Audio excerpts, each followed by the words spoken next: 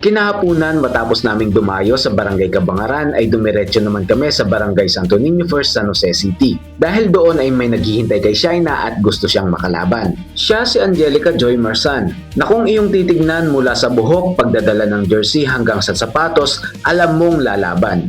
Matapos ko nga siyang tawagin ay agad-agad ipinaliwanag ko na ang magiging mechanics ng kanilang laro. Pero bago natin ipakita ang naging highlights ng kanilang laban, isa munang 100% na pasasalamat dahil sa inyong mainit na pagtanggap. Para masimulan nga ang laban ay pinapili ko na sila kung miss o toss coin at ang napagkasunduan nila ay toss coin na lang. Kaya't heto at atin nang panoorin ang maganda at dikit nilang laban. Mapalaban si Shaina.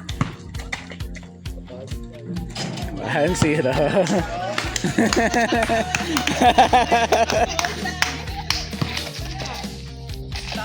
Matapos ang mabilis nilang palitan ng score, kanilang depensa ay biglang humigpit na. Pareho silang umiiwas magkamali dahil baka bigla na lang iscore ng isa sa kanila biglang umalagwa.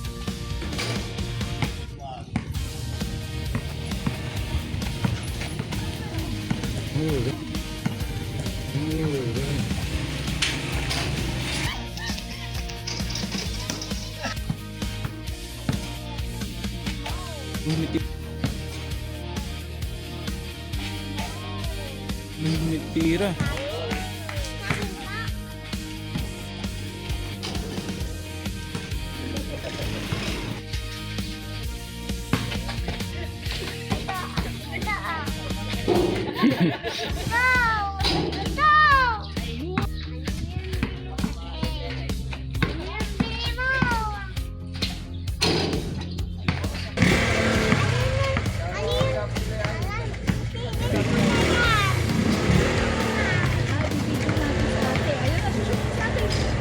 Mom.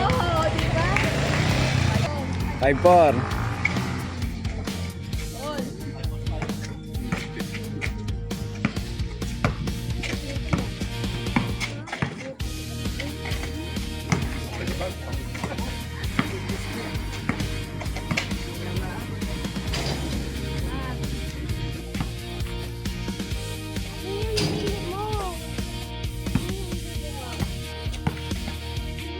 Hindi bitaw.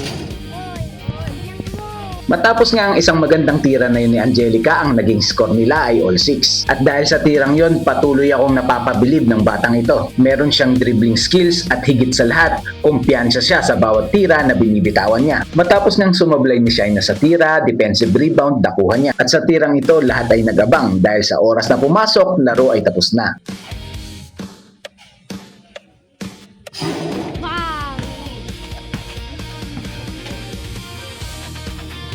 At dahil nga hindi pumasok ang tira ni Angelica, si Shaina nagkaroon ng pagkakataon. At naging daan naman yon para siya ay makatira at ng panalo ay makuha. Coach G, kaibigan, kuya, tatay ng